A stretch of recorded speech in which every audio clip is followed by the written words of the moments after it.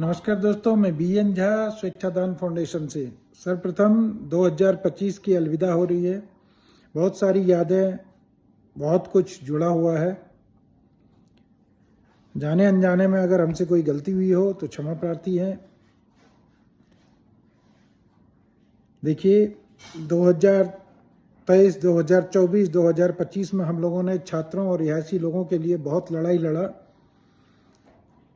इससे छात्रों को और रिहायशी लोगों को बहुत बेनिफिट मिला, डायरेक्टली इनडायरेक्टली। छात्रों को का जहां शोषण होता था, कोई सुनने वाला नहीं था, चाहे वो कोचिंग इंस्टीट्यूट हो, चाहे वो PG हो, चाहे वो लाइब्रेरी हो।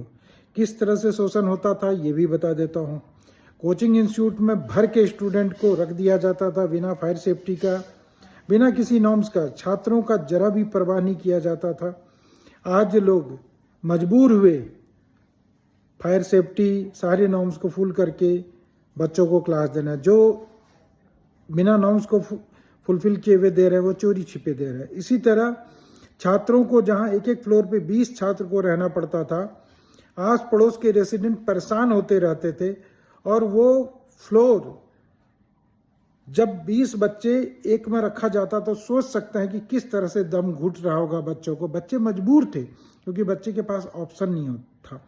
बच्चे को रख दिया जाता था। और सबसे बड़ा छात्रों के साथ शोषण जो होता था वो होता था कि जैसे एक मान लीजिए किसी PG में आज हमने किसी बच्चे को रखवाया या किसी मकान में आज रखवाया, 3 महीने बाद जो रखवाता था वही कहता था कि भाई ये मकान तो बिक रहा है और आपको खाली करना पड़ेगा। वो इसलिए नहीं कि मकान बिक रहा था, वो इसलिए कि उस बच्चे को खाली करवा के दूसरी जगह रखवाया जाता था, फिर उससे कमीशन लिया जाता था। और उसी मकान में फिर दूसरी जगह जो बच्चे को खाली करवाया जाता उसको ला के रख दिया जाता था और कहता था कि भैया कमीशन, डबल कमीशन। बच्चे तो मासूम होते हैं, उनको क्या पता क्या है नहीं है। बच्चे हमेशा कमीशन देते रहते थे, परेशान रहते थे। एक छोटे से कमरे में जो रेंट अत्यधिक होता था, कोई सुनने वाला नहीं था। आज उनका सुनने वाला है, आज बच्चों का फिक्र करने वाला है। बच्चे को प्रताड़ित किया जाता था। बच्चा को छोटा छोटा केबिन मिलता था जिसको हम लोग कहते हैं कोप भवन, जिसके कारण उसको लाइब्रेरी का बिजनेस, लाइब्रेरी कोई जरूरत नहीं था। इससे पहले भी लोग IAS IPS मुखर्जी नगर से बने हैं, किसी को लाइब्रेरी की जरूरत नहीं हुई।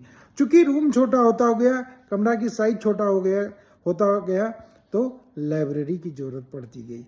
कोचिंग में आपको पता है क्या होता, कोई भी कोचिंग मुखर्जी नगर में कह दे कि हमारा इतना साल में सक्सेस हुआ, इम्पॉसिबल है। क्यों?